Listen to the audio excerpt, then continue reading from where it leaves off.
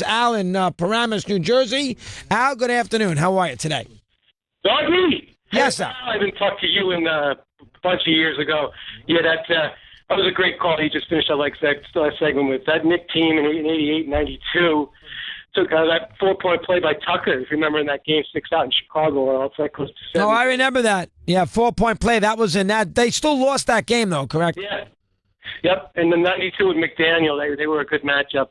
Dawn. 92, they were very good. Remember, the Bulls only played a couple of Game 7s in the Jordan era, Right. and one of the Game 7s was against Indiana, and the other Game 7 was against the Knicks. Go ahead. You and Sour Shoes are so dynamic. I got a bunch of people in the office here. How you and him aren't doing a segment together? Him is Francesa. He says what Francesa would say. Yeah. He does the callers that call in. Yeah, perfect. He could be wimps. He could be the funny. You can't take him too much, though, Al. You only take him a little bit. You can't take him a ton, but he's very creative. I know Howard uses him constantly. He does a heck of a job. Mike in San Diego, Mad Dog Unleashed. Michael, welcome. Your turn again. How are you, pal?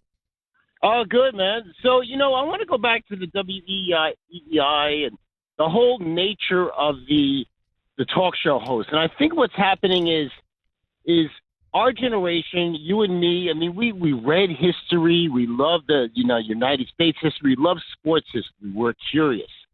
And now the new guy coming up is not like that. So the radio host is not curious. The radio host doesn't have a backbone or history, never read books, doesn't really read books, is not curious about the history of sports. So they don't have that to fall back on. So they try to delve into things that's not their forte, but that they weren't hired for. Leave the politics. You got tons of political stations. Those guys don't know how to leave that alone. And then they try to be comedians. Leave the comedy to Sebastian Mercuso, Richard Pryor. Those guys are funny. So I think then it backfires on them, and they have nothing to fall back on. I think there's a lot of truth to that. I think this generation. I notice it with my kids. They never read a book. It's hard to get them to read a newspaper. They don't look at that. They look at their phones all day. In my day, we never did that. There's a lot of truth to that. The curiosity gene is missing with a lot of the young adults. Imagination. I found these old slides of me in Maine.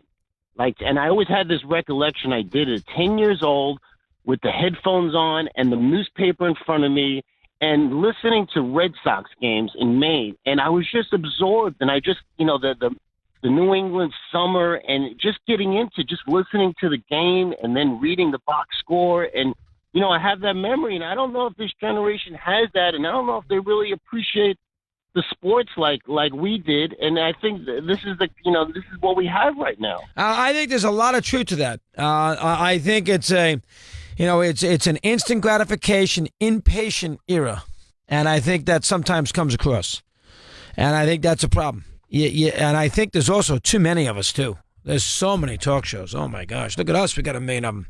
The world does not need another sport. Does not need right now another sports talk show host. We've got plenty. That might go for me, too. Might be time for me to get out. We may not need any more. Here's Dino in Charlotte, North Carolina. Dino, welcome. Your turn. How are you today? Hey, Doggy. Good to talk to you.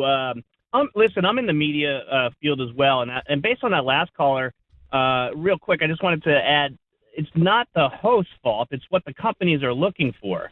You know how the radio business works. A lot of people might not. You send in your audition. They listen to your MP3 or whatever it is. And if you don't give the companies what they want, you're not going to get hired. So it's not like they hire these people and all of a sudden they go on the air and become the jokester. They put the straight guy with the jokester, like your morning show. And that's the way the business works now. And it's not the host's fault. It's what the company's looking for. And quite honestly, there's consultants now who sit down with these people and tell them, why didn't you make a joke there? That was a perfect opportunity for you to make a joke there or say something about Tom Brady. Or it's the business. Then the minute it goes too far, they leave you to hang out to dry. Yeah, I think there's Dino, I think there's a very difficult scenario. They hire these young guys to be edgy, and as soon as they go out there on a limb that might a branch that breaks, they bail out. They don't want to be caught in it. And I think, EI now all of a sudden, Jerry and Kirk, now all of a sudden they're politically insensitive or they need sensitivity training. They've been doing this for 20 years, but now they need it.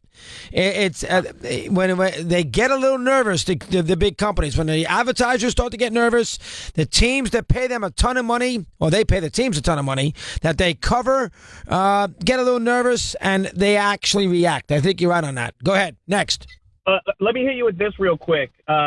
Jaromír Jágr retired this year, and ESPN had a really cool article about it. And if you didn't see it, I saw it. The 61 reasons, whatever it was. I saw that. Right. 68 reasons. Like Yep. Jágr was drafted in 1990. No player from 91, 92, 93, 94, and 95 played any games this year. I mean, that's amazing. Good stat. The Simpsons was in their second year of TV broadcast. Good stat again.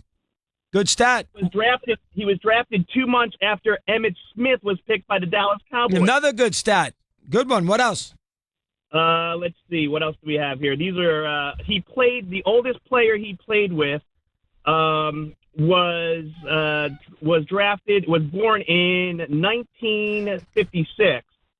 The youngest player he played with was born in 2001. That was Keith Kachuk's son. Wow, excellent job. I like that too. That's 45 years for Jágr. Yeah, an incredible career.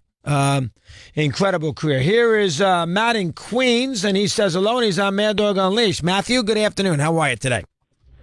Hi, Chris. I'm a refugee from Queens. Refugee there, Ray, if you can get the music up before you go run your radio station at OR.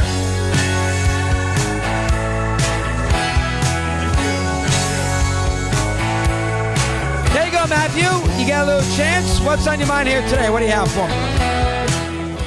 Big deal that Roger Federer is going to be number one again at his age. It seems like that's the big deal, that he'll be the oldest individual to be ranked number one. Well, it's a big deal because it is significant. I mean, 6 years hasn't been number one.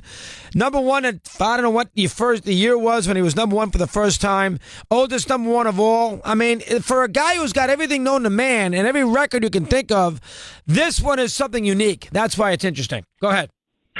It just seems like there's no competition. I mean, I never trust. No competition. How about Nadal, Djokovic, and Murray, for crying out loud?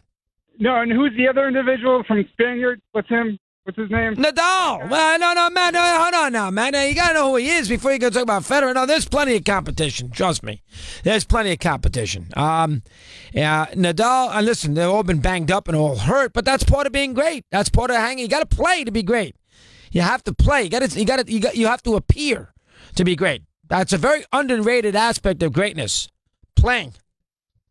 8 in front of the hour. Mad Dog.